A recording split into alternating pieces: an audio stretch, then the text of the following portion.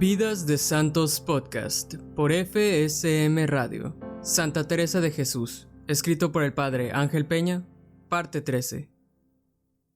Beas de Segura. El padre Julián de Ávila declaró en el proceso que había dos señoras hermanas que vivían en el lugar de Beas, cerca de la Sierra de Granada, que le daban mucha prisa para que fuese a hacerles monasterio, prometiéndole sus legítimas para ello.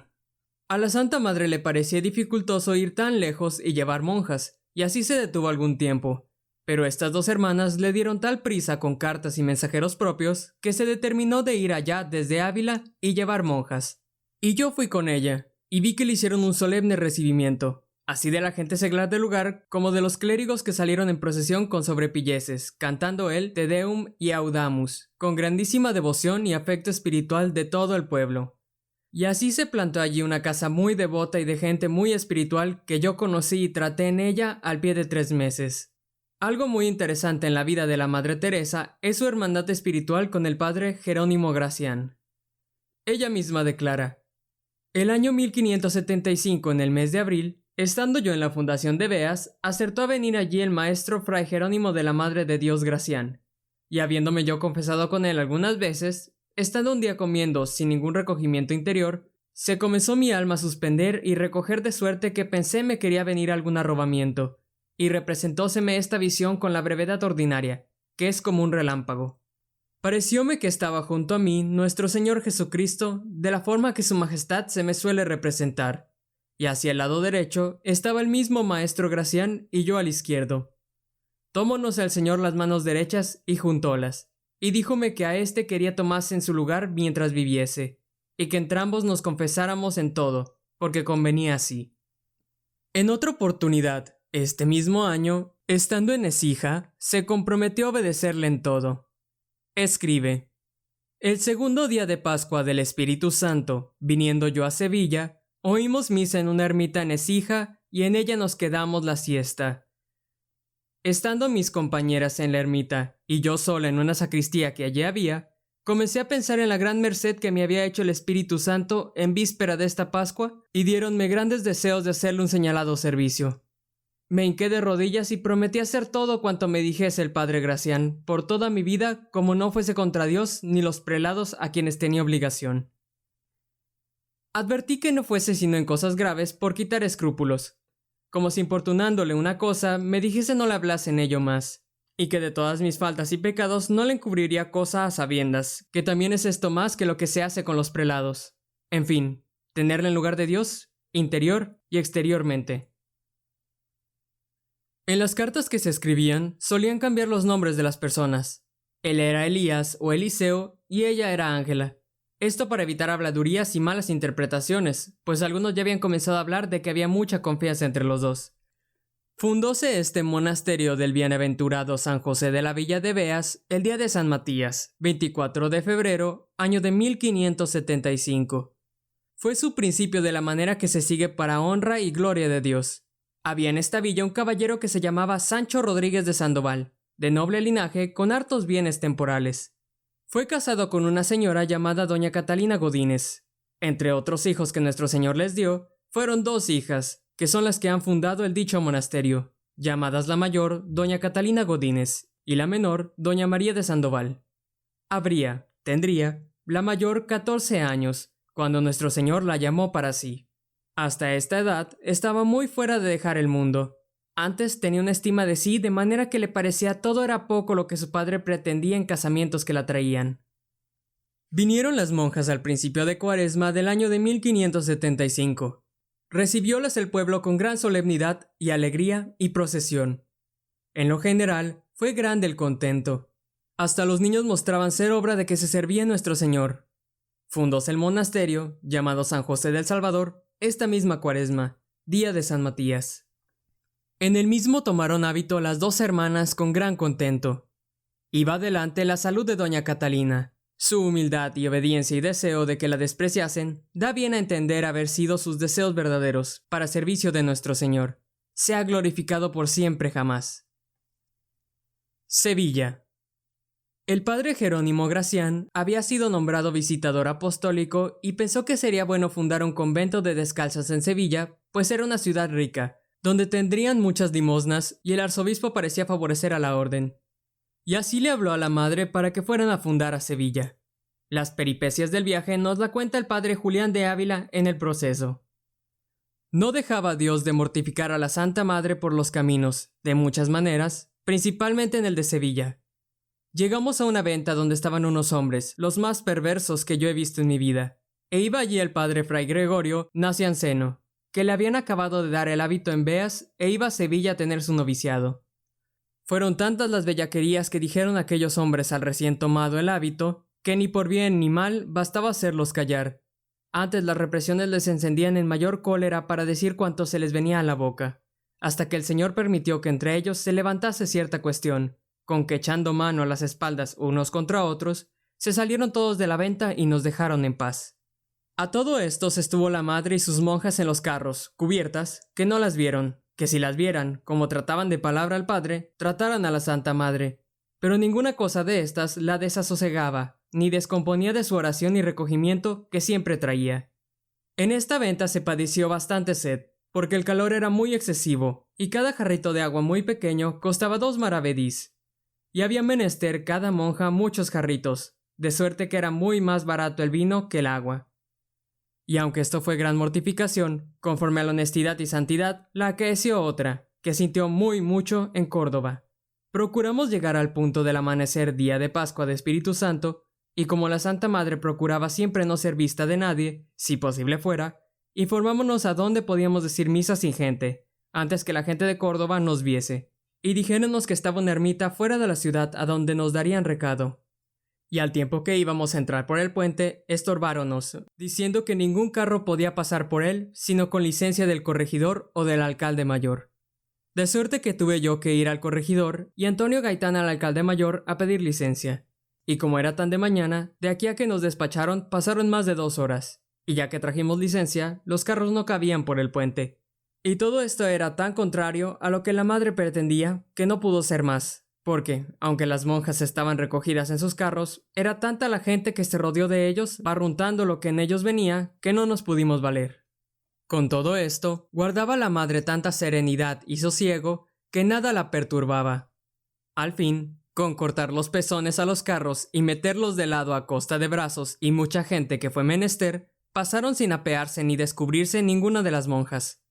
Pero después hubo otra cosa en la que la Santa Madre se mortificó mucho, y fue que la ermita donde nos encaminaron, era donde se hacía la fiesta del Espíritu Santo con danzas y gran procesión.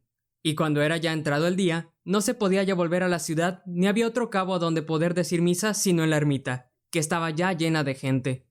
Y sintió esto la madre en tanta manera que si yo le dijera que no fuera pecado dejar la misa, la dejara sin escrúpulo, pareciéndole grandísima la dificultad haber de ir tantas monjas entre tanta gente. Pero como yo le dije que no convenía dejar la misa, aunque más inconvenientes hubiese, pudiéndola oír, se rindió, y pusimos las monjas en modo de procesión, muy cubiertas con sus velos, yendo la Santa Madre la postrera, como quien iba por retaguardia de un ejército, y así rompimos por entre la gente que, como escuadrones de enemigos, nos iban cercando de una parte y otra, no con poca admiración de todos. Yo me adelanté un poco, y movido de la necesidad que llevaba de decirles presto misa y sacarlas de aquel conflicto, entré en la sacristía con mucha liberalidad y vístome de presto, y tomé aparejo para comulgarlas a todas. Y si no me diera tanta prisa para ponerme en el altar, yo tuviera dificultad grande, porque vino el clérigo que tenía cargo de la ermita y riñó al sacristán porque me habían dado el recado. Y debía de ser tan escrupuloso que si me pudiera quitar del altar, lo hiciera. Y como supo que llevaba recado para comulgar a las monjas, debióle de parecer que yo no lo podía hacer, y púsose sobre pelliz y una estola, y púsose a mi lado. Yo luego barrunté lo que podía hacer, y no le di lugar a que me dijese nada, porque volví a su tiempo a que dijese la confesión, y le embaracé, que como estaba allí tanta gente, no se atrevió a litigar conmigo, pero aguardóme e hizo una represión grande. Pero como ya estaba hecho lo que queríamos, dióme Dios paciencia y respondíle pocas palabras porque no veía la hora de verme ya salido de aquel tumulto. Pusimos las monjas en sus carros y fuimos con grandísimo sol a buscar en el camino donde pudiésemos hallar alguna sombra para desayunarnos, y vimos un arco de puente y debajo de él hubimos de tener la siesta, aunque no estaba tan decente como merecía la gente que allí llevábamos. Todo esto llevaba a la Santa Madre con tanto desenfado y tan sin pena que a todos no la quitaba, aunque la tuviéramos muy grande. Y es que así como a los enojosos y melancólicos todo les causa desambrimiento y disgusto, así, por el contrario, a los devotos y humildes todo les causa devoción y procuran de todo sacar mérito, y así ahorran trabajo y ganan gran premio. De esto nos era la Santa Madre grandísimo ejemplo en lo que se le ofrecía, y era la Santa Madre tan agradable y de tanta caridad que como nos vio a todos con necesidad de alguna recreación santa que nos alentase, compuso unas coplas muy graciosas al tiempo que habíamos de pasar el Guadalquivir en una barca, porque en esto de componer a lo divino tenía también notable gracia, y así nos íbamos entreteniendo y olvidando, en parte, del trabajo del camino con las coplas. Y fue bien menester porque nos engañó un barquero, diciendo que en su barca podríamos pasar todos y no era su barca para pasar carros, sino solo la gente y algunas cabalgaduras. Y él, por ganar, se atrevió a lo que nos pudiera costar bien caro. Al fin pasamos las monjas y la gente bien, pero como se desunieron los carros al pasar que pasaron, como no estaba la maroma atada de la otra parte del río, empieza el carro a irse río abajo, que no bastaba el remo para llevarle derecho a donde debía ir. De suerte que a la mira de todos el barco con las mulas y carros se iba río abajo.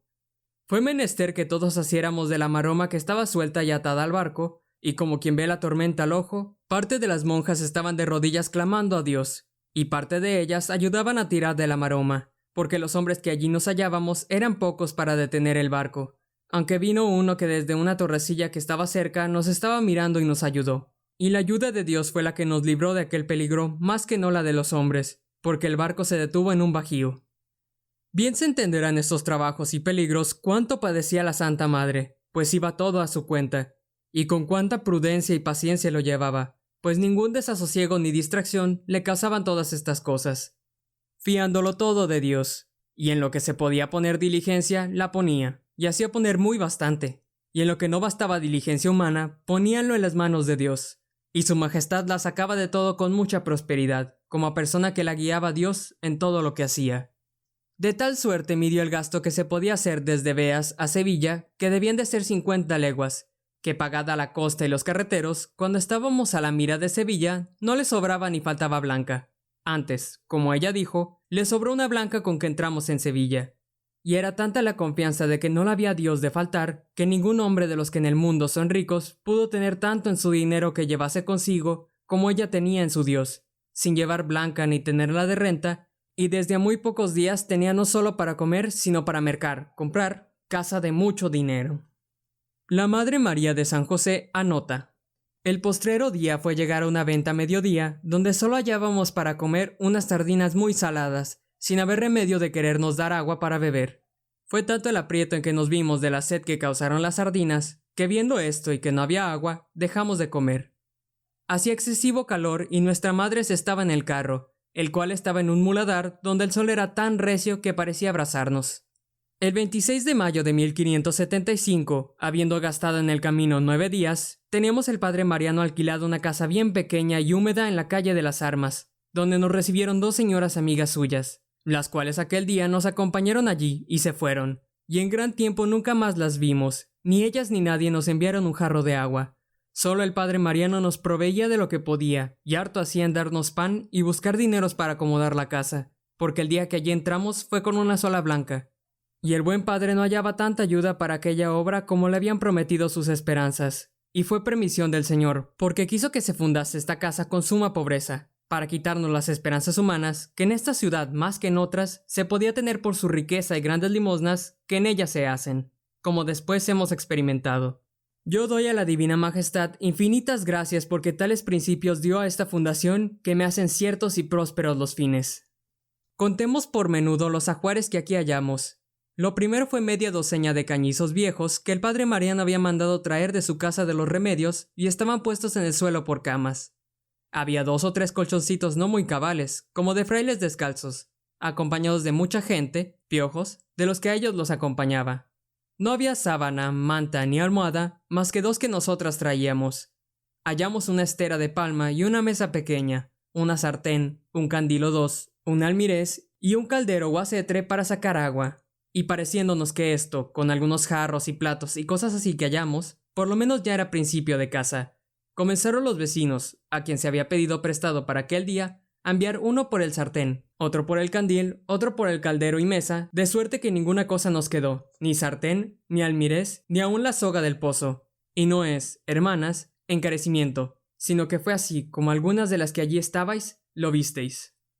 Cuando nuestra madre entendió que estaba llana la licencia, salió el arzobispo con que no había pretendido que viniésemos a fundar, sino que nuestra madre con sus monjas reformase los monasterios a él sujetos. Fue mucho lo que la Santa Madre lo sintió y estuvo casi determinada a devolverse. Al fin, el padre Mariano lo aplacó al arzobispo y alcanzó que nos diese licencia para decir misa el domingo siguiente de la Santísima Trinidad. En aquellos 3 días se había dispuesto y concedió con condición que no tañésemos campana ni se hiciese forma de monasterio. Estaba nuestra madre afligida y el buen padre Mariano lo estaba mucho, y nuestro padre Gracián estaba en Madrid, que desde Beas había partido para allá llamado por el nuncio. Al fin, el padre Mariano fue aplacando al arzobispo e hizo que nos diese licencia y al cabo de 20 días, poco más o menos, la dio, y se acabó el convento. Aunque por no parecer la iglesia tan decente, no se puso el Santísimo Sacramento, y estuvimos aquel año sin él. No fue poco desconsuelo para las que este año estuvimos y, a no haber tenido la compañía de nuestra madre, no sé cómo se pudiera pasar tanta pobreza y soledad y persecuciones. La pobreza fue tanta, como he dicho, todo aquel verano dormir sobre los cañizos sin tener con qué cubrirnos, aunque el calor era tan grande que de esto nos excusaba, y la casa bien aparejada para con él afligirnos. La comida era muchos días solo manzanas y pan, a veces guisadas y a veces en ensalada, y día hubo que no hubo pan sino uno solo, y con gran gusto repartirlo entre todas, el cual bastó aunque era bien pequeño. Como no conocían en esta ciudad a nuestra madre como en las de Castilla donde habíamos fundado, no hallábamos quien nos prestase nada. Aunque el padre Mariano trabajaba harto, todo era menester para hacer torno y redes y lo demás que para tener clausura era necesario. Y para esto envió un mercader de Medina del Campo dineros con que los pagara después. Tenían ya los padres concertado que tomase el hábito una doncella, hija de honrados padres, y por haberle dado los nuestros la palabra, la recibió nuestra madre. Y fue el día de la Santísima Trinidad, en el cual se había dicho la primera misa. Y aunque fue con la poca confianza de que nos darían licencia para fundar, como hemos dicho, nuestra madre la debía de tener tan grande que recibió la primera monja, y, llamando a capítulo, me mandó tuviese cuidado de las hermanas por el poder que de los prelados tenía para poner preladas en nuevas fundaciones.